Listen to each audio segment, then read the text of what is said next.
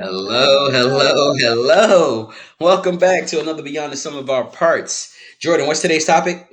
Today, we will be talking about redefining masculinity and femininity, breaking stereotypes and embracing authenticity. Ooh, that kind of rhymed. Yes, it did. Yo, so that's the topic for today. And today's going to be like a two-part kind of thing. So today we're going to do with a lot of male callers coming in today.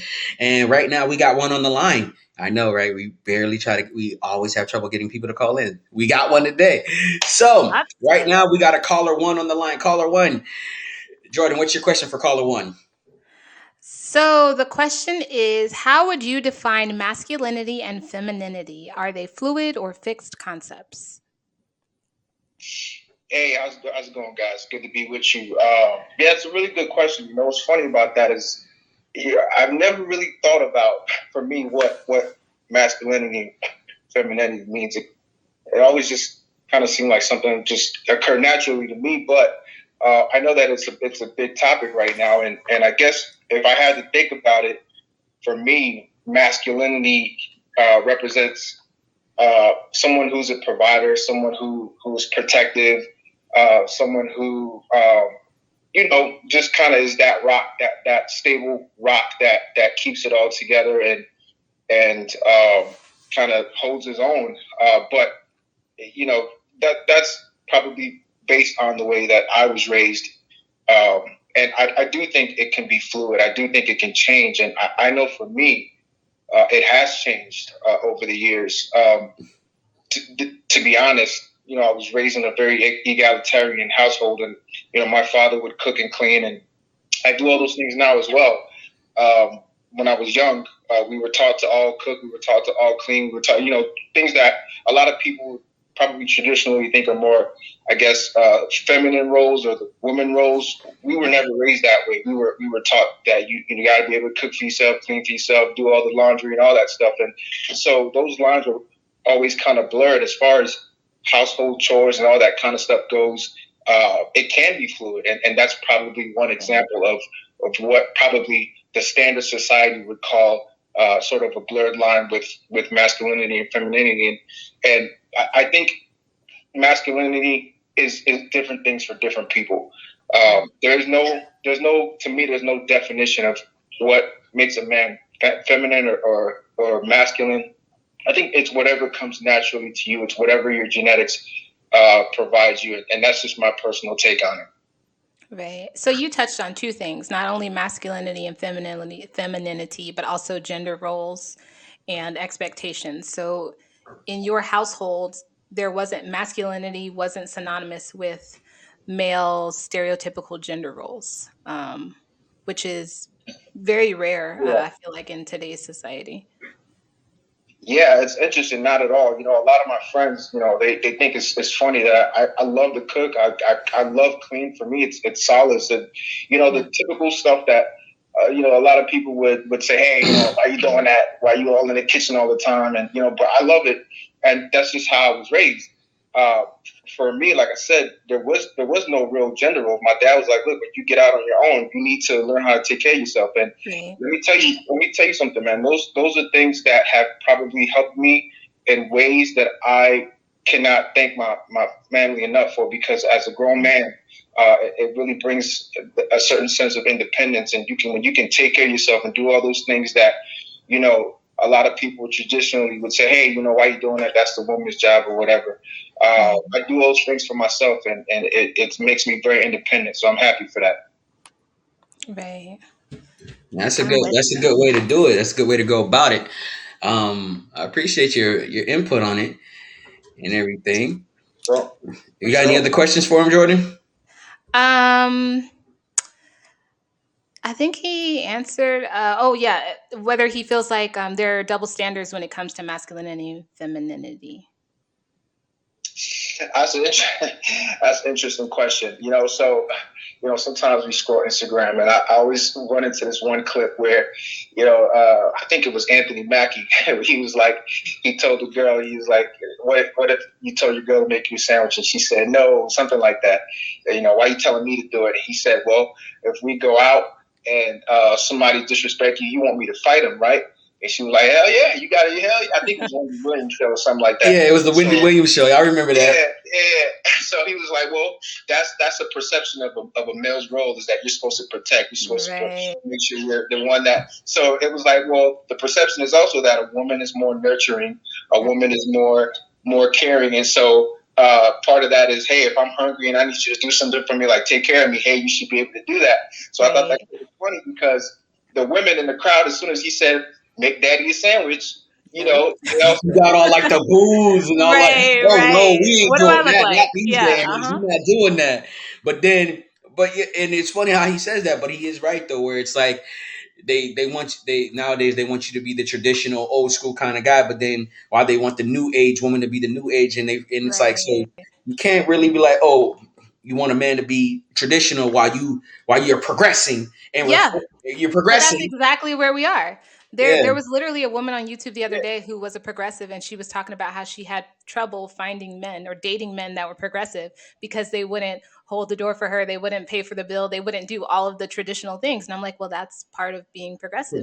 Those gender roles go out the door, but you can't cherry pick. To answer your question, I definitely think that there is a double standard. You know, a lot of ladies out there, they're more independent these days. They love their freedom. We're not living in the 30s no more. Women have a lot more power. They have a lot more freedom, and I think that's a beautiful thing. But a caveat of that is now a lot of women, you know, feel like they don't need a man, and so there's a certain level of imbalance in a lot of relationships now, where women don't feel like they necessarily, and vice versa, by the way, men too. Sometimes don't necessarily respect each other the way that they should, because it's like, well, now I don't need you. I'm independent. I can do my own thing, and you got to give me what I want, or I'm out. So, but if you ask a lady sometimes, okay, I'm supposed to be a protector, your provider, like Anthony Mackie said, if somebody disrespect you out there, you want me to punch me in the face. But she was like, hell yeah, that's your job, that's your role. But if I ask you to do something that would be traditionally like, hey, a lady, what would be considered a woman's sort of role, you said, hell no, I'm not doing that. This is the 2000s. What do you think this is? But so to me, I do see a little bit of a double standard out there, and I think we have some catching up to do as far as where's that line. If women are becoming more independent and saying, well, look, I need you to be the man in a relationship, but then they're also wanting to do the things that are what would be considered the man's role, or take charge in the way that a man would be considered what would make you manly, then which do you want? Do you want the old ways where it's like, I'm the man in the relationship and these are my roles, or do you want the new way where it's like it's equal? You can't have both. You got to pick one or the other. Right. I see what you're saying. Thank you for delving in deep with that topic with us. We appreciate your time, Carla. Don't want to take up too much of it. I know you probably got a busy day. Thank you for calling in, and please stay tuned. Check us out. Follow us on YouTube, Instagram. We also got a Twitter. You know what I mean? We got all the social media platforms except for Snapchat. But definitely follow us, man. I appreciate your call. All right, you have a wonderful day. Yeah, for sure. I got to, man. All right, thank you. Take care. All right. Up next in the queue, we have Dee and Marvin, and I'm going to put them both on here together. And it also says we have Jay connecting, but it doesn't say that it is connected. So I'm not sure what's happening there, but it says connected. So with that being said, let's get it going. Hello, hello, hello. Hello. Hello. Hello. Can you hear us? Yes, I can. All right. And Marvin, are you there? Nope. Well, Marvin will pop in when he pops in. Until then, Dee, today we are talking about masculinity and femininity. How would you define the two? Well, I see it this way. It's shared basically now in this society, as we was being raised. Basically, I'm from old school. When we was being raised, it was more specific to each gender. Right. but as of now is being shared because the way I see it is kind of totally opposite of the young man that was just on. Um, because mainly it falls in the category of the male being the one that goes outside of the household and works and do things of that sort. But some females do that as well. But the majority of the time, most females are more, I wouldn't say more intelligent. We are balanced across the board, but more interested in establishing a remote business when most males are looking to the fact of being hands-on now, To be in the you know, workforce. Yeah. in the workforce itself. So that's just a little difference in the male and female balance that I see. But Right. I'm not trying to say all females stay at home and do whatever, but I know several men that stay at home and I have remote businesses and some just choose to be in the field. So if a man chose to stay at home and he wasn't working remotely, like if he just chose to stay at home and nurture his family, would that change the perspective that you have of him? Well, he could be a home dad as well. It's a shared situation. You can't take anything from him to be willing to step up and be a home father. Right. So I don't see him as being less masculine by being at home taking care of the family because as I was raised, that was a shared situation. But you know, back in that time and back in that day, back in the 70s and whatnot, it was like dad would always step out and do the job himself, and Right. mom would as well work, but her hours weren't as long because he didn't want her working like that. Right. So that's one of the things of masculinity to me, that you are willing to go that extra step to take care, the person you care about that's in the feminine role. But that doesn't cut them back any more than what they would be willing to do for you as the male in the masculine role. So So that comes back to that provider energy. It's right, the it does. It does. Yeah. what I agree with what you say, D, in regards to that, because I feel like a person's choosing to stay home, being the homemaker while the female is out. Now, in the like, we got to be more forward and progressive in the thought process of that. And I've seen a lot of people who think that is like, you're not really a real man if your wife is out working and you're at home taking care of the kids and stuff like that. Mm. It, But it, like you said, it doesn't take away from that because he still will be a protector. correct. It can go both ways. People can see it both ways unless they know what's going on in that household. You know what I'm Yeah, saying? Yeah. but I agree. I agree the both ways concept. But then it's like it's the new age era now. Everything's being done differently. Whereas the protection value, the protection aspect of the relationship on the male part still has to be maintained. And the same, and Correct. the man staying home being the stay at home dad that cooks, that cleans, that takes care of while the woman is out working. I mean, depending on the relationship, but it's the stereotype that we as men, we as people in the world look at it. When you hear it, I'm not gonna lie. When I hear from most women, and they say, "Oh, my husband's a stay-at-home dad, and I work," I make that face. I'm like, "Oh, Yeah, it okay." does take you back We're because gonna it's pause for that a old second. school We mentality. have Jay here too. I'm gonna pop him on the screen. We Okay. got Jay on the screen. Hey, Hello, Jay, hello. Thank welcome. you for Oh, joining what's us. up? Now go ahead, Awesome. finish your thought. I think you were saying something. Yeah, no, but it was like I was taken back by when women say that, "Oh, I work and my husband's a stay-at-home dad." And I'm just like, okay." I mean, in my mind, seeing that process, I'm like, "How does that work?" And I'm like, and I told myself like, and so the conversation would go as, "Oh, so you don't believe in that?" I'm like, "I do. I just know for me, I'm a stay-at-home parent. I'm selling Avon or something. I'm flipping bricks or something. I don't know. I'm selling cookies or something. But you still got to make extra money.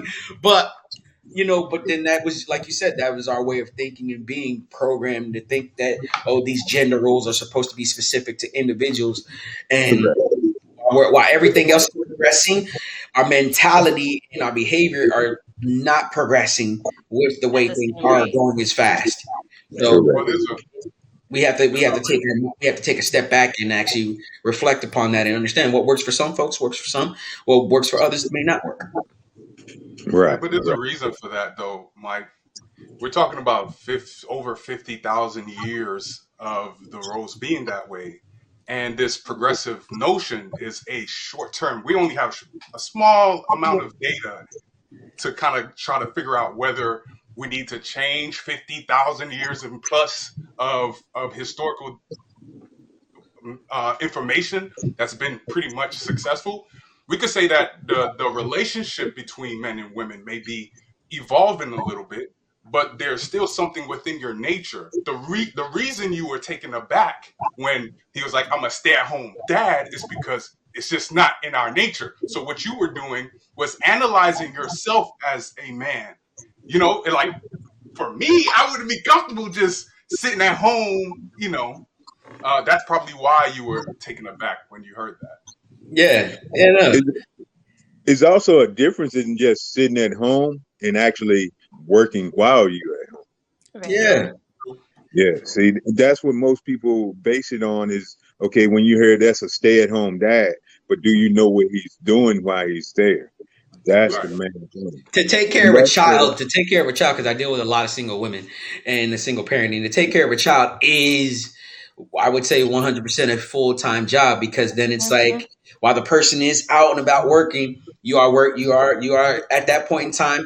While we as males are the natural provider, but in that space while we are not there, while they are at the grocery store, while they are out doing these things with the kids, they at that point in time, in that moment, are the provider, are the protector, not only for themselves but their children. Now, you add the extra stress onto that if they got more than one. That's a correct. heavy job total. You know what I mean? To make sure they're okay, to make sure they're taken care of, because children are very. I know for a fact I was a rambunctious child and I got myself hurt thousands of times doing things I shouldn't have been doing.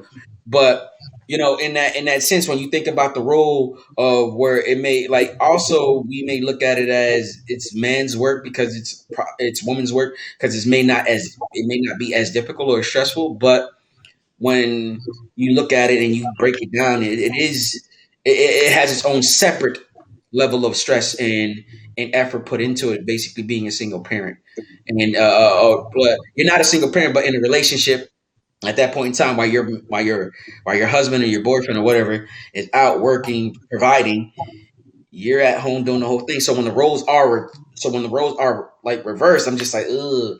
I am taken back by it because I was not raised that way and I was not thought to be that way. But I do understand the hardship and the struggles that comes with that when either male or female decide to be the one that wants to stay at home and be the one with the family and take care of the kids, make sure all their activities are taken care of, all of their friends and things of that nature, their health, their mental health, all of that, their education, everything is a lot of work. So while I was also taken back by it, it's different. It's different, but I understand and it still provides a level of respect. I still give those men the same level of respect for that because it's not every day that you can basically say, I'm a stay at home dad. It's like I know it's 2023 and my approach behind it is nah, bro. But my understanding of it is like, okay, cool, that's what's up. What works for you works for you. And I can honestly say, like the caller one before, the traditional worlds is like, we were always taught, like growing up in our household, my mother always said, you got to learn how to cook, clean, and take care of your wife and take care of your girl. Because the day she cannot, everything should not have to fall asunder. So we are taught to bathe and clean, like especially when giving birth and everything. And you see how some people they get C-section cesareans and things like that. They can't move and function around. So now that role falls upon us on being the provider and the protector and the nurturer. So the masculine energy has to also be able to adjust to the feminine energy to basically be nurturing and caring and understanding and thoughtful. And that is a it is kind of like a hard thing for not a hard thing, but it's like understanding the roles should not be gender specific because at any given moment when one person is not able to do it, the part of being a relationship that other person should be able to step in and take on until it gets back to normal. So you're Right. talking about a fluidity. So masculine and feminine being energies, but roles being fluid depending on the needs of the relationship. I'm Yeah. going to pause for a Correct. second there, and we are going to add Marvin to the stream. There we go. Yes, We I was are Hey, how's understanding. everyone doing? How you? Go ahead. I was understanding Oh, what how's Mike. everyone doing? Hello. Can you guys hear me? Yeah. Yeah. Yeah. All right. I was just asking how everyone's doing before. Oh, Um, yeah, I'm doing good. I'm doing good. D, you might as well just go on with your train of thought. Thank you, sir. Yeah, I was going by what Mike was saying as well. It doesn't always have to break down for the masculine to flow to the feminine side to be a nurturer, because if you're comfortable in your masculinity, you don't have to just flow to be a nurturer. In my mindset, that's the way I see it. But it's just instilled in you to still be that protector and be a nurturer at the same time. So I have a question. Assuming you got married to someone in the Secret Service, something like that, and someone runs up on your house, and your wife is the first one to get up and look around and see what's going on, would you necessarily feel less of a man because your lady works in the Secret Service and she probably would be in a better position to protect you than you would be? How would you feel in such a situation? Wow, that is a good one. I did not think Yeah, of that that is a scenario. good question. That is an interesting one. For me, I'm a 50-50 split on this. She gets up before me, I'm like, oh shit, well, I gotta get ready too. That's about it. I got it. And she gets up before me, I'm like, I gotta get ready. It's okay. To me, I'm gonna be, you know what? Now that I think about it, I'd probably be okay with it because, like you said, she has more training than me. I can't basically be in my feelings. Although I will be in my feelings just a little bit, but that's because We all will. like we all will, because that's like Jay said, it's thousands and thousands of years of genetic implanting in us to basically be that person. So to have a partner that is like first responder, hop up, let me pull out my gun. I'm just like, okay, well, okay, yeah. Yes, sir. That's my approach. That's my approach to it. I have nothing else to say. Yes, sir. So then, what is masculinity in this case? Well, If you as a man can't be a protector, then yeah, but you can't use that as a measuring tool for what generally happens in society. Generally, it's a man who's there being the protector. Yes, there may be anomalies where a woman is well trained, more trained than her male counterpart, but you can't go and say because of this 0.05% of women who are well trained and in a relationship say, okay, then we have to question masculinity because of that small percentage. We have to be careful how we analyze this.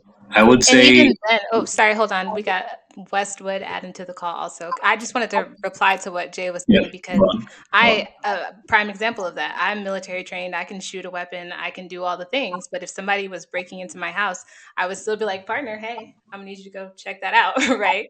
I'm gonna stay right here and you let me know if you're good. Thanks. Like, that's just me. because in this case, if we can't use the extreme examples to define the masculinity itself, why are we using the generality to describe masculinity itself? I mean, what stops someone else from saying that's not masculinity to me? Correct. Understood. I definitely But agree. in that scenario as well, if both equally do that, it's not saying either one is more masculine than the other. It's what's instilled in you to protect the person you care about, whether it's masculine or not. I know some women that are feminine that if you approach their husband, their boyfriend, or whatever in a threatening manner, they'll be just as I guess, threatening to you as you are to them, whether it's masculine or feminine, Right. if they care about that person. So it brings out what's in a person, regardless whether it's masculine or feminine. Then I like that, D. You know, I have dated women where they're just so eager to quickly to fight for me. I'm just like, hold up, chill out, man. I got this. I got this. Let me. But I like Right. it. But I like it though. I like it though. I like that energy. You know what I'm saying? Where I mean, I don't want her to, but the fact that she's ready to square up, I'm like, I hear you. I appreciate the effort, but I need you to back for a minute. All right. I appreciate it. maybe we're raised to think that that energy is masculine, but it might just be general in everyone. But it's That just part. silenced because of society. I think the general point is defining masculinity and femininity might be pretty difficult because you'll get counterpoints for every single point that you make. If a man is supposed to be a provider, sure. If, for example, I'm an artist, all the like famous artists, Picasso was a bit of a deadbeat. Dali was pretty much useless. He relied on his wife. I think all these definitions of masculinity and femininity are pretty much based in like the societal structure that we live in. Case in point, I was born in Africa. Um, my dad did everything, and he still does everything. But it doesn't necessarily mean that that is a definition of masculinity that should be generalized to everyone. And a deeper point might be maybe we should focus on individuality as opposed to masculine and femininity to allow people to explore whoever they want to be. Like I always say, I take parts from my mom and my dad. My dad was actually the nurturing one, and my mom was the one that taught me to be strong and to fight. Um, so for me, it's a bit different because I can throw punches with my mom, but my dad is a teddy bear. But don't get it twisted though. My dad will fuck you up if I'm sorry, I don't know if I can curse, but he can mess you up if you go wrong. But so this is what I mean, which is maybe we should focus on the development of the individual as opposed to masculine and feminine roles. Awesome. Good Understood. point. We got Steven on the line. Steven, I appreciate you coming in. Jordan, go ahead and break it How's down. everybody doing this? Oh, we doing good. Jordan, what's Doing your good. question for Steven? The question that we were talking about was how you would define masculinity and femininity, whether they were fluid or fixed concepts. And we've kind of strayed far from there, but ultimately that's the question. Well, first and foremost, the point that was just made before, I really feel that the role itself has more to do, in my eyes, with the individual being comfortable in their own energy, Yeah. because we have both men and women who are providers and at the same time protectors. Right. You know, um, I would get in trouble in school, and my mother would show up, and she would face right off with a grown man. And so necessarily, I don't really believe that being masculine has to do so much with the protecting as much as it is being comfortable in your energy. So if your role in your unit, your household, your relationship, partnership is the provider, then you should be fulfilling that role to the best of your ability. And I feel like that's what makes you masculine. And it's the same thing if you're the stay-at-home dad. You know, if you're fulfilling that that role, that purpose to the best of your ability, your home is clean, the meals are made, the kids is up and ready for school, or if it's just you and your partner, when they get home, their meal is done. That's masculinity. And it's the same with femininity. Is being secure in being able to be a woman or to be a man and comfortable in whatever role it is that you have in your life and doing that to the best of your ability. I feel like a lot of you are saying the same things, like where masculine and feminine are kind of fluid roles based on not even roles, they're fluid energies based on the individual, but that the roles that you play are dependent on your relationship. I feel like that's the theme that we keep hearing for all of these. But I have a question. Why is it that feminine energy, like when you see a man being domestic, why do men see that as like gay? Like, why are feminine traits in men seen as a negative thing?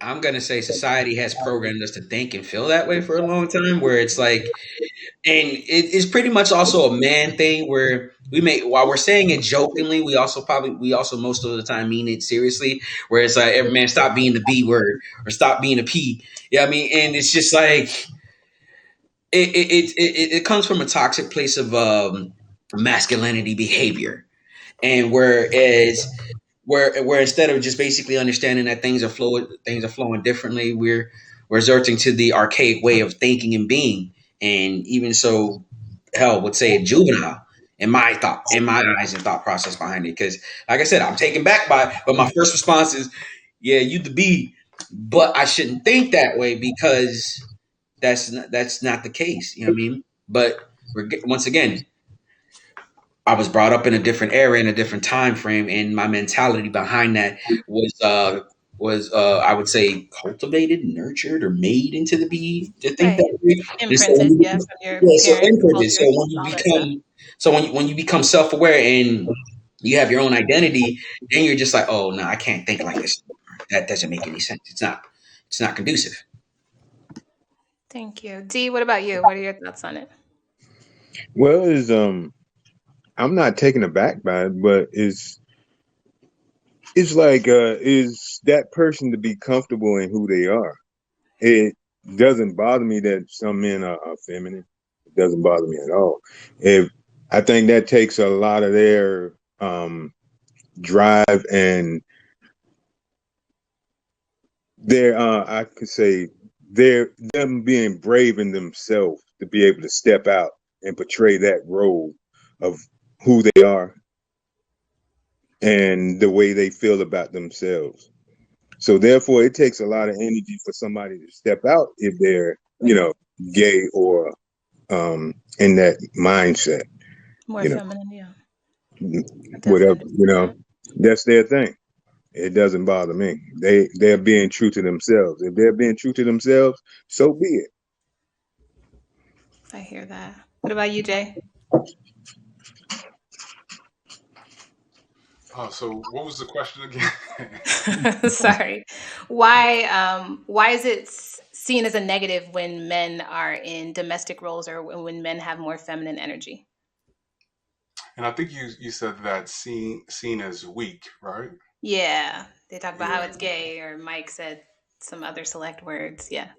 Because so I can't answer that as far as why.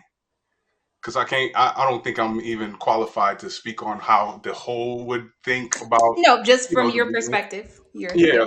your worldview. So we already know that because I know that in today's times we're trying to redefine things that already been established. I don't know why there's this huge push to redefine things that's been there in place for generations, right? Right. Not to say that it's a good or a bad thing or whatnot. I'm just saying that it's been in place. So we know that masculine is always the symbol for strength. Right. Feminine is the symbol for softness, gentleness. Nurturing. So, Hmm. so when someone says someone who's a male who's acting feminine is like from what we see in public, normally we see men carry themselves in that masculine, strong way, in that strong way. So when they're acting uh, a, a little more feminine, that's why you're seeing that they're much softer and gentle because that's what we associate feminine with femininity with is that soft and gentleness. If that make any sense. Yeah, it definitely does. So it goes back to like social norms and expectations. Like this is what we've seen, like you said, for the last however many years. So everything outside of that is abnormal, for lack of a Right. better way of putting I it. want to add one more thing is that I think we're now also factoring the hormonal thing, how hormones play a role in how men think and act and carry themselves in public. or how hormones impact how women act and carry themselves in public. So, well, I don't want to say, yeah, pretty much. I think, if we were to analyze a male who had 900 points of testosterone versus a male who had 200 points in testosterone, we're going to see a very different mentality, very different characteristics between the two. And I know people don't. I don't know why, but we don't look at how the hormonal changes in a person can impact them mentally and physically. That doesn't matter. Huh? Like, I agree with you, the genetics aspect of the hormones, but in the real world of men and the roles of women and everything else like that, nobody cares about the science behind it. They're just all like, oh, you're not being in the role that we've seen or that's been painted for us. You're absolutely right. Science does play a big role where 9,000% and 200%. No one cares about that detail at the end of the day. What they care about is the results in front of them. Yeah, just like we know that based off how you treat your body can change you mentally. Right. Like some certain illnesses, mental illnesses can be treated by changing food or introducing some type of drug or removing some type of a drug or chemical. So there's an interaction between hormones and how people carry themselves physically. That's why people who are going through the transitions, they take those supplements in order to affirm the roles that they're trying to present. So if you want to come off as or affirm the role of a masculine male, you're taking a higher dose of these drugs to try to present that. Right, makes sense. So there is there's a scientific link, but I think it also is very heavily dependent on like imprinting and like social reinforcement, for lack of a better way of putting it, because there are some males who may have perfectly healthy, balanced testosterone levels, but were raised in a household where masculine behaviors were punished. Maybe they were raised in a household with just a mother, and so they learned to be effeminate, but that's not their natural disposition based on their, chemistry. So I think there's lots of different reasons for why it may happen, but ultimately trying to understand our response to. Do y'all like Prince? I like Prince. Prince, like the singer? Yeah. Artist? Prince had a lot of like feminine traits. And so my question would be, is he masculine or feminine? Well, I wouldn't say he had feminine traits. He would put on makeup and tendencies. He would show that feminine side of him, like by putting it on. But if he were to, wash it all off, I wouldn't say because we've heard the stories of people behind the scenes be like, nah, Prince is masculine. He's a man. Yes, yeah. His perception of being put out. But if he's staring you in the eyes, Yeah. But a lot of what was it? It was Dave Chappelle. Dude, this Dave Chappelle. Yeah, it was Dave Chappelle. It was like, the Prince looked at him and he was like, I might just want to. But Dave Chappelle, Jamie Foxx is like, bro, you look at Prince, he do something to you. But at the same point in time, I heard Dave Chappelle was like, man, playing basketball, Prince, we're gonna play basketball, guys. Yeah. Even then, though, that magnetism is a feminine trait. Like that's the crazy thing. That magnetic, that's feminine. That's feminine energy. See, I'm just playing devil's advocate here, but it's also like maybe we want to try and expand what we see when we see a man. Because I do agree that hormonally, like testosterone levels really do count to what would be defined biologically as a male or a female. But then I have an exception, which is there's a lady that used to run the 800 meters. I think her name is Castor Semenya. and this lady was banned from participating in the 800 meters because she had such a high level of testosterone. Yeah. And then now the question is, okay, is she a man or a woman? And like I said, I'm from Africa. Like in where I'm from, there are women, there are friends that I have that are girls that don't leave the house. They stay in the house, they cook for their husbands. They're married at 20. Like, so I know the whole spiel, but I think it's also important to just look at the other side of the coin. And I agree that it's becoming a bit too much now. Like, people want to redefine a lot of stuff, but maybe we can borrow from it and from this side and try and find like a compromise somewhere in the middle, because at some point someone has a good point that they're making. It might be idiotic, it might be a bit too far off, but maybe they have a good point. Not everything, but just a bit of it, just bits and pieces. So What do you think about it, Steve? I truthfully believe it has a lot to do with our culture. Our culture, living in America, and as people of color in general, whether it has to do with where we all came from originally or the traumas that we suffered during captivity. There's other cultures where men wear makeup or men do most of the cooking, and that necessarily doesn't make them feminine.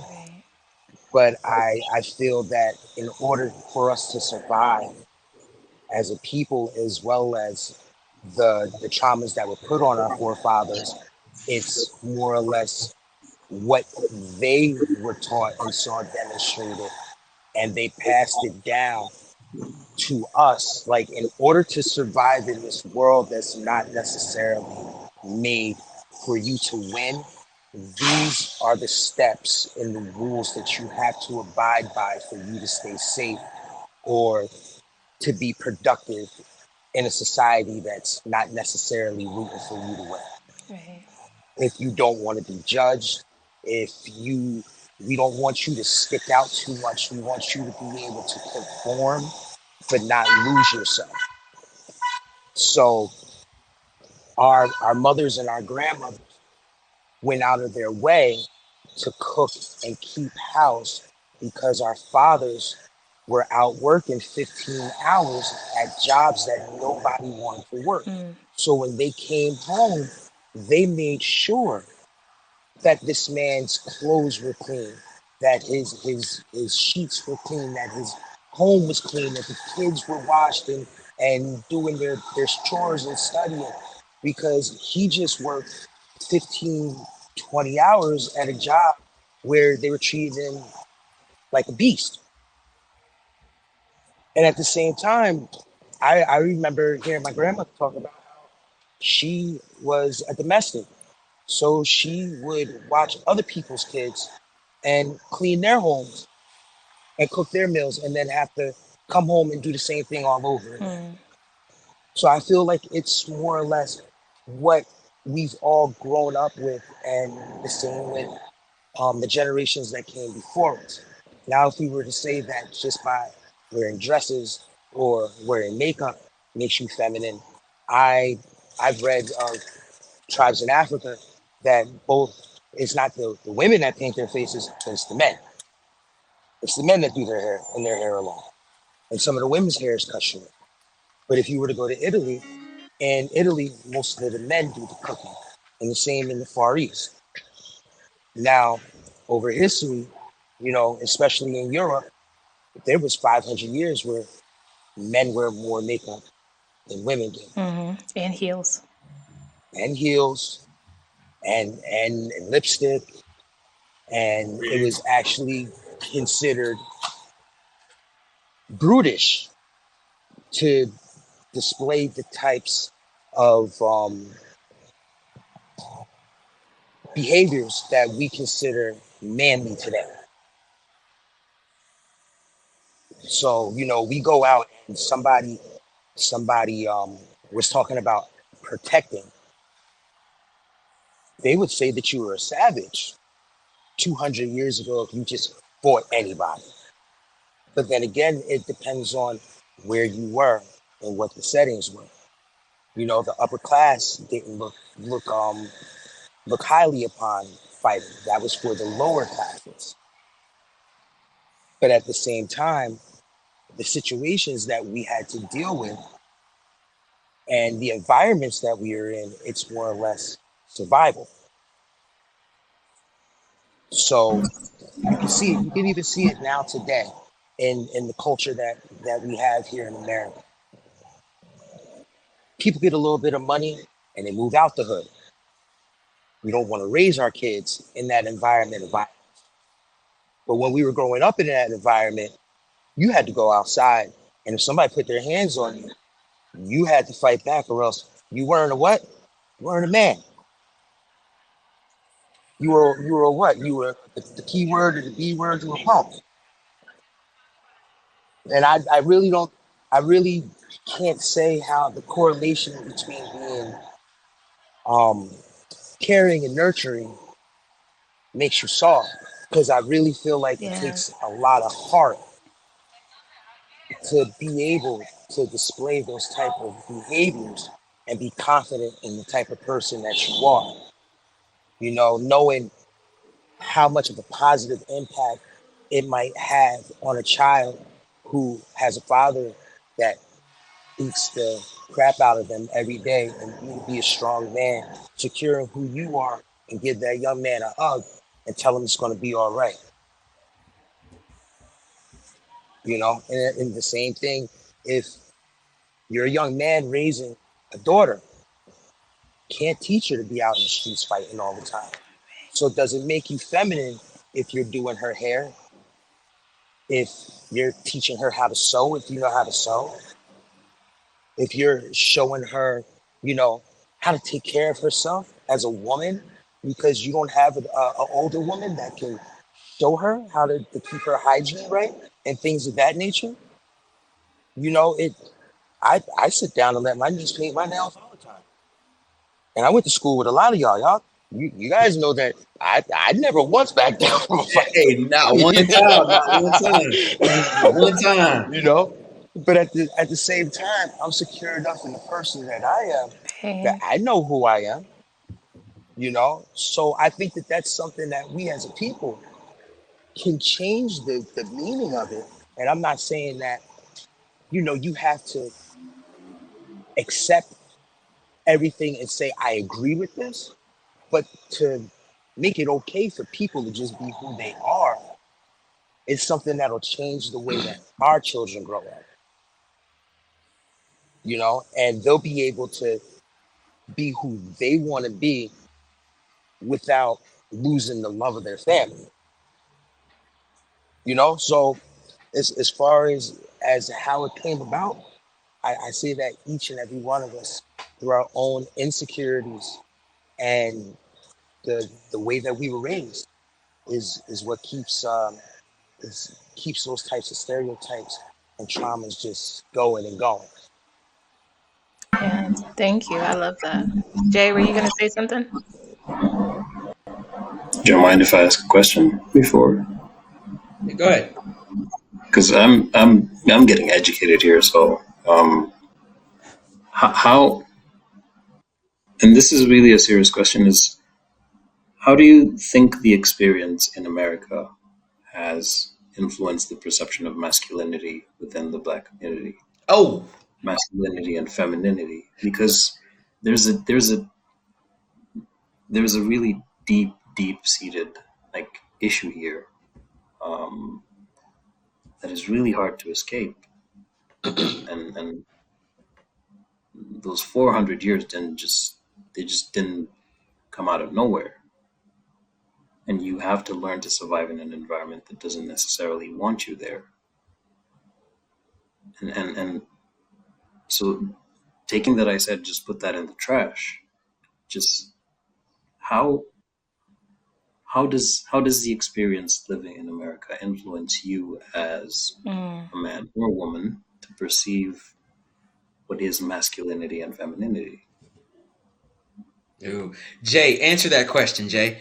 I see your head turning. I see your mind turning, and I love it. Go ahead. It's a great Run with question. Well, it. no, I was just listening to the question as far as how the experience in the U.S. influences masculine and feminine concepts. Is that what you're asking? Yeah. Like how do you think the experience in America has influenced how you see masculine and femininity?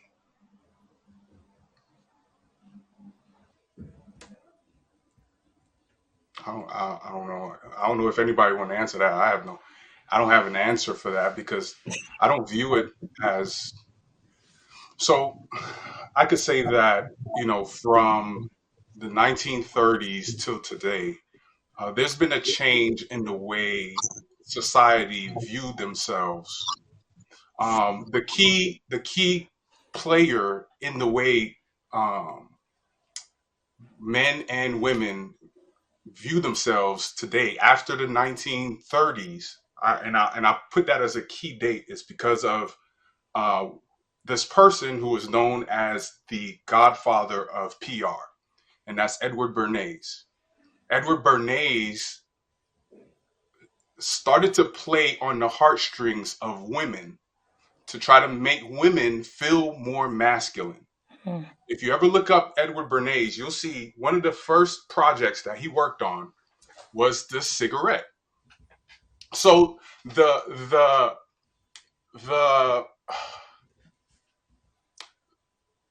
the financial industry and the business industry was struggling with making sales because back then they used to make things that last, right? We know that, right? We sometimes we'll say, man, back then if you bought a car, it'll last you 30, 40 years. And today they'll fall apart after 3 years, right? So they were having that issue in the 1900s, early 1900s, from 19. So when 1930 came around, we know they went through the Great Depression. Back then, the primary person who purchased cigarettes were men, or between men and women. It was men who dominated in the industry of smoking cigarettes. So what he started to do is he started to manipulate, uh, um, ads and billboards to trying to kind of show women smoking cigarettes, right? So that they can feel masculine just like the male. So then sales of cigarettes started to skyrocket. And women, because what they viewed the cigarette as a symbol of their own phallus because they Hmm. don't have one. So as you, if I don't know if you ever seen the old pictures or videos, you started to see the cigarette or Yeah, get longer and longer yeah, amongst women because they wanted to show mine was longer than yours. This was happening. Hey. So yes, there I see was what you're saying. yeah, there is some propaganda in the way they market materials to make you feel masculine. They're gonna push this type of product to make you feel feminine. They're gonna push this type of product. But also, if you're feminine and you want to feel masculine, here's this product for you. So that happens in our society. And sometimes a lot of people don't even realize what's going on. But I just say everyone should check out Edward Bernays. He's actually the nephew of Sigmund Freud, another psychologist who who played a key role in how societies are formed. And he had this idea that society is dangerous when they're combined. And I don't know, you should look into that. So Edward Bernays is the name. So I could say that his work and how the industry market products plays a big role in how we view ourselves in our masculine and feminine roles. But the saying of art reflecting life and life Hmm. reflecting art. I think that it's a little bit of both. Of we see these characteristics in the real world, but then when they market these products, they kind of play on it and exaggerate it as well. So I love it. I love your point of view and the take on it with the Edward Bernays. I like that whole approach on it. D, you felt like you were going to say something answering to Marvin's question. What were your thoughts on it? The way I saw it was the history that was put out there, you know, that influences that situation. That's what I was going to speak on, and that's what drives the, I guess, the challenge between masculinity and femininity. That's the way I feel about it. You know, you could say a lot about that issue, as far as how society put pressure on people to be either or, and that's my belief on where that came from. Okay. So in a nutshell, we're pretty much all about challenging the establishment and the way things were perceived to be.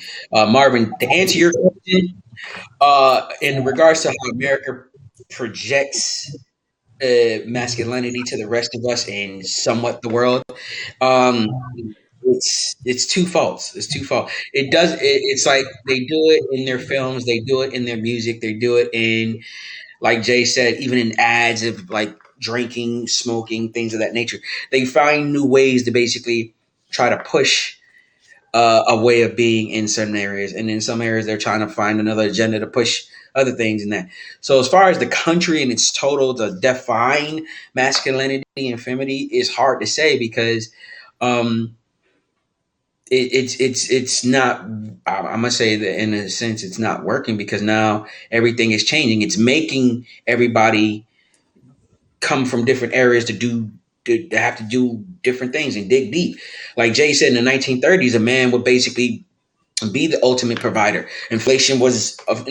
Cars were made to last longer. Now it wasn't until a huge shift into the 1940s, 1950s, hell, even into the 60s, where people had to start now. Instead of one person working, two people have to work.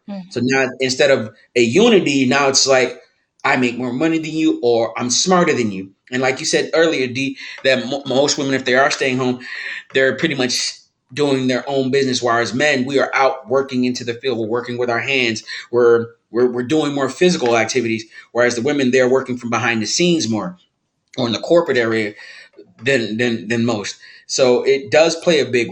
I mean, the country is playing a role of a weird science experiment. I'm gonna just say, and they're just trying different things to see what works and what not. Whoever is in control of the experiment is collecting data, and they're finding ways to exploit the data that they have. Because when you look at it from the years of leading up to now, masculinity was always known to be one thing, femininity was always known to be one thing. But now we realize, cognizantly, we realize mentally it wasn't beneficial for men, mentally it wasn't beneficial for women. So we got people surrendering themselves to roles that they weren't happy about. Like you said, your work, like Steve said, you're working 15, 20 hours at a job you do not like. You're not happy, but you're coming home unhappy to a place with somebody else who may not be happy doing their specific gender role that is painted out for them, but they know that's the only thing they can do to support you because of lack of education, lack of resources, or whatever have you. And then so it's like the experiment, the governmental social experiment that is going on is continuing.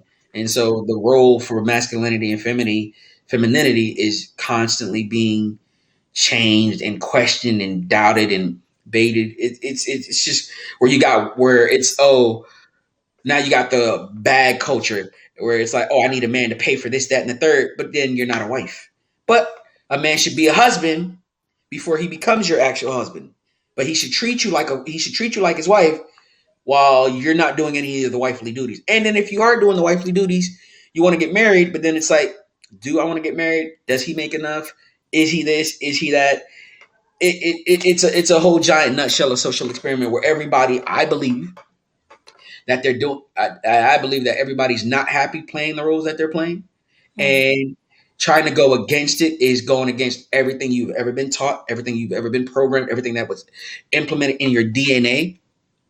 Because DNA, like the trauma experience of your parents and you and everything, it plays a role in your DNA and when having children and mating and things like that. So it's a residual effect, and being it passed down to us, it's like trying to understand how is it to be a man, how is it a female should be this way. But then, like you said, if a female, Jordan is well trained in the military with guns and everything else, But if she's got a partner who's not, she's gonna be like, hey, can you still check that out though? Like, Or at least come with me. I got the gun. You just come with me, okay? stuff like that. You know what I mean? But then it's like you get people that are like, but then you fall into a category where me myself as a man, I look at it like, ugh. Or you find women that are be like, oh no, that's not me. But at the same point in time, it's me and Jordan talk about being your true authentic self, and it's kind of hard to be your authentic self when society is telling you your authentic self is not accepted. It's not supposed to be there. Back like Jay has dreads right now, long hair. Back in the day, men could never have long hair. Period. Well, if you You know go what I'm back saying? even farther, men Men men could. originally had long hair. Yeah. Yeah, Yeah, no, but they were like, that's too feminine. That's too feminine. You're not a man yeah, if you and got, and I want you to know what I jump in mean? real quick. I want to jump in real Yeah. quick because Wes had added a beautiful thing about how things will change. Where there's societies where men paint their faces and wear dresses, but we'll see this shift, which is driven by the fashion industry in how men present themselves Mm-hmm. in their masculine and how women present themselves in their feminine. And it changes constantly. I know you also stated that there's this social experiment, and there's a key component behind the social experiment, and that's capital. Can we make money off of the experiences that we're selling, right? They say that they're selling you an experience with the product that we're putting out there. And we could take a look at the situation with Budweiser right now, hurting. Heads are rolling right now because of what happened with the Dylan Mulvaney, I think Yeah. that's his name, Mm-hmm. and they Yeah. they lost billions of dollars because of what they were trying to promote. Because Budweiser is known for pushing the beer towards masculine men, Right. who watch football and basketball and Right. that type of man. You've seen the The commercials. lumberjacks, Yeah. Right. the And wood Manly. carving, Uh-huh. yeah, the cement layers, the brick yeah, layers. yeah. After a hard, hot day in the heat, you grab a Budweiser. It's man's drink. Right. And then now you came and you try to promote a feminine side to it, and that's not what your demographic is known for purchasing. They're not. That's not their experience. So they took a L on that. So yeah, it's I all don't even know about. what they were trying to do. I don't know what they were trying to do, honestly. Yeah, I don't get it. yeah, they were trying to be inclusive. I get it, but that's not your customer base right there. They're not into that. That's not what drives them, right? So, like I said, it's all about capital, really. I got a question for you guys because I see many parallels between like how my grandparents grew up and my parents grew up and how I grew up as well. And I think I when we were growing up, our grandparents gave us stories of what happened during colonialism. Is wherever you want to look at, you can look at it like there are people missing arms, people missing like body parts, whatever. Because like when the King Leopold, exactly when those guys came, and this shit still drives me mad after all these years. Anyway, but it's the reason I asked the question is because you see the imprints of all, and for us it was like what 50 years, and the trauma is still there. I'm third generation. Like my grandparents lived through colonialism. My dad was born on Independence Day, and like I remember when we were growing up, when I was like 10 years old, he would tell us, "Hey, there is this dude that has a farm, and you can walk into his farm, or he would shoot you." And the visions of what masculinity and femininity are in many of like the countries in Africa are really influenced, which is because the men were like taught to be hyperprotective of their families. They became very, very, very masculine, like masculine to an insane level where Too like much. And in a sense, I ask because maybe we should look at this also from a political angle, which is a lot of what we believe that we feel might actually be a product of someone else having forced a lot of this shit on us. Because, like, I can't imagine how people a few generations ago used to live. I don't know if it was this black and white. I don't know because I wasn't there. But you can see the trend between like people back then and when all this stuff started and after. And this is the crux of the question, which is for a lot of these countries that have undergone like either colonialism, any kind of subjugation by Western society, don't you think we've all been in a way to be hyper protective about our gender roles because of basically all the stuff that we've run through? I'm third generation, and that shit still haunts me to this day because my dad says, "Hey, when I was growing up, there was a dude who had a gun, and I couldn't walk to school. I had to walk around because this dude said he'd shoot me." And it's like, well, who are you to like? And then now you have like these feelings of like resentment and like, and this sparks the like masculine anger to a level that is heightened than the population. And maybe that's why people think like all of us are like hyper masculine. They're afraid of us. But the reality is just that, like, yo, if you were in our shoes, maybe you'd have the same view of masculinity. Maybe you wouldn't take too well to anyone coming into your house and trying to do anything. You know? So I wonder if there's a political angle here, which is how has like years and years and years of trauma affected how we both ourselves and society, just on a bigger scale. So go ahead. Yeah, I think I apologize. I was just going to say that I think that he just made a very good point. That point right there speaks a lot because it's definitely political. It definitely has a lot to do with the structure that's been imposed on us by other people who, you know, were once in control of every aspect of our lives. You know, even right now, there's 14 nations around the world that can't make decisions for themselves because France is in control of their gold reserves and holds their gold reserve in lieu of the privileges You can't hear me? they receive. Excuse me? For the privileges that they received during colonialism, you know, which is the same thing that we go through in society today. In America, they tell women that you don't need a man. You can receive WIC and an EBT card and raise your children on your own. So you don't need that male figure in marriage. So then you have a lot of men who feel emasculated because they're not allowed to raise their children. And whether it's the man or the woman making the choice, you get in an argument with your partner, and the other one pulls your privileges away from seeing your children. And I think that has a lot to do with separating what was once the strongest thing in our communities, which was the family unit.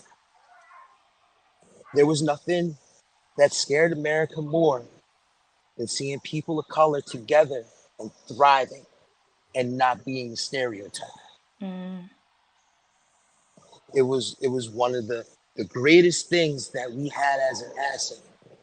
See, 2 or 3 of the last speeches that Martin Luther King made went from being passive to taking action. You see everybody who comes to this country, 15 of them will live in a house. They'll stack their money. and it'll be like, all right, this year we're going to buy D a laundromat. Next year we're going to get Marvin a corner store. And the year after that is Jay's turn to have a deli, you know, and then we're going to get Blue a car service. You know, we're going to get Jordan. Oh, Jordan's going to start her own school. And once everybody had their own business, then they all went and got a new car or they Right. got a nicer house. But it was made sure that their whole family was good. So now you look at where we are. A large percentage of us are growing up in single parent homes with a parent that's struggling. One struggling to take care of you, the other one struggling to see you. Now, I'm not necessarily saying that a woman can't raise a man to be a strong man, or a man can't raise a woman to be a strong woman. But then it comes into gender roles once again. Right. Does it make you effeminate to have to show a woman how to be a woman? Would you not have feminine traits in order to show somebody how to be feminine or what we consider femininity? And it's the same thing with masculinity. Are you really a man if you were raised by a woman? If a Mm. woman is necessary, if we're going to say that women only display femininity or that's the only thing that they know about? And these are legitimate questions that I ask all the time. You know, like where is it more from what we've been taught, or like D and J were saying before about the trauma that our families have gone through and having to be hyper vigilant and hyperly aggressive? Is that what we consider masculinity? Or is it more like we were speaking about before, being confident and secure in Right. who you are and being able to carry yourself with a certain distinction that you can teach whomever, whatever gender they are, Right. what's right and what's wrong, good things and bad things, and try to put them on a path that's going to make them a productive member of society and not have them out here getting caught up or being taken advantage of. Right. So if you're a man and you know how to knit, I think you should go out there in the world and knit as many Afghans and sweaters as you can. You know what I'm saying? If you're good at something, it doesn't necessarily make you feminine, because in the past people looked at it as, you know, knitters and sewers, you know, are seamstress. So that's a woman's job. Or Mm-hmm. for instance, I have my CDL.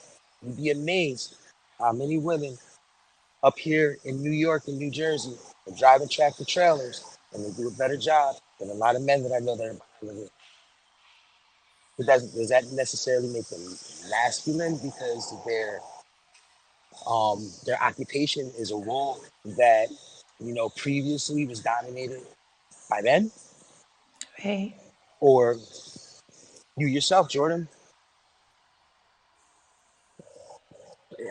before Korea, they ain't really let women in the military, and if they did, you were working in the office, you Mm-hmm. were a clerk, Yep. they definitely didn't let you drive, or you were a nurse. And they didn't have nurses on the front line. They were Right. way, way behind. And it's only just recently been to where, what, the Gulf War, where they actually let women serve in an infantry Right. role. And they would say that it's because men would see women get hurt and would drop their rifle and run to the rescue of the woman, which comes back to the gender roles of us feeling like in our society that women can't handle violence, or men can't handle seeing a woman be hurt without feeling like he automatically has to protect that woman. So it's kind of like with how the government has all of these programs, and there's no units as much as there used to be when our grandparents were coming up. So now, what's the example that's being set for the future?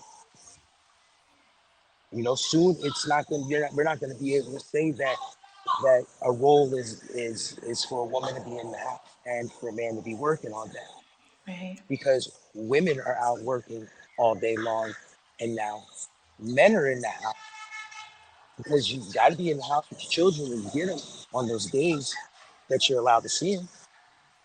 You got to be cooking, you got to be cleaning, you got to be changing diapers, you got to bathe them, you got to sit down and have playtime with your children. If like my cousin has girls. Are you going to tell your daughter that you're not going to bake with her? You're not going to sit down and play with these dolls, or help her paint her nails, or color in a coloring book? Or if you're a mother, are you not going to go and shoot those water guns and play in the dirt with your little boys? So I'm not necessarily saying that you have to go out there, and if your son says that they're a girl, go and buy them a dress. But I think that it should be to where your children should feel comfortable enough and safe enough with you to be able to talk to you about something like that Yes. without fear of you not loving them. You necessarily don't have to accept it, but that's still your child. Like, I put it to you like this: I'd rather my son come home and be like, "Look, this is how I feel," and I'd be like, "All right, that's cool." Instead of him coming home and being like, "I hate you, I hate my life, I don't want to go to school, I don't want to talk to Right. you." Like, yo, look, we'll go get you that dress, buddy, but your grades still better be right. As long as your grades is right, and you still running for 150 yards a game, I don't give a damn what you wear, yo. And that's like, Yo. yo, it's it's really just about, can we make the world a place to where our children and our family feel safe with Yes. us? You know, it's going to come a time where we're going to have to stop letting our own traumas and our own fears that were instilled on us by people who necessarily weren't filled with hate, but didn't know any better, because that's what they grew up with. In the circumstances that they had at that time, that's what kept them safe. So yeah, I'm gonna have to end my part there, because I gotta get back into work. But I thank you guys for having me on, Thank you for and all your giving me Thank a you for wisdom. chance. coming. I appreciate it, my brother. Thank you. Thank you. Long time no Thank you. Let me know. see. Hey, Thanks. I appreciate you too, bro, because you opened my eyes to a lot of things. Listening to other thoughts and everything, it teaches you more in life. So I appreciate it. No, definitely. I enjoyed the conversation. Everybody had a lot of great input, and I'm just appreciative that I got a chance to share my 2 cents real quick and be a part of this, because what you guys are doing is beautiful. And feel free to let me know if you ever want me to come back on and speak. I would love to. Absolutely. Absolutely. You're on my Rolodex. I'm gonna save you. I'm gonna save you for sure. All right, definitely. Everybody have a nice afternoon, and You enjoy too, the brother. rest of Have You your a day. great too. Thank afternoon. you. You too. Take care. All right. Take All care. right, bye. Such beautiful wisdom from all of you. I'm appreciating it. We are like way over time, but it was just rolling with the conversation. Any last minute thoughts or feelings or words that you guys wanted to share before we shift gears ish? Far as words to share, I appreciate all of you all, enlighten me in your opinions of life and your thoughts of life. And it helps me open up more doors to look at things differently, and I appreciate all of you. I just Thank wanted to say you. that. Thank Oh, you, it's our Jay. pleasure. This is what we all are about. All right, and thank y'all for having me on. Thank you. All right. Same here. Thank you guys for setting this up. This was very interesting and enlightening. And yeah, I think a lot more conversations like these should be had. Yeah. We, yeah, it's a lot to learn. Thanks. Thank you for Thank being you for on. coming. I appreciate it. Jay, you got anything to say? Oh no, Any just words of wisdom? thank you for having me on.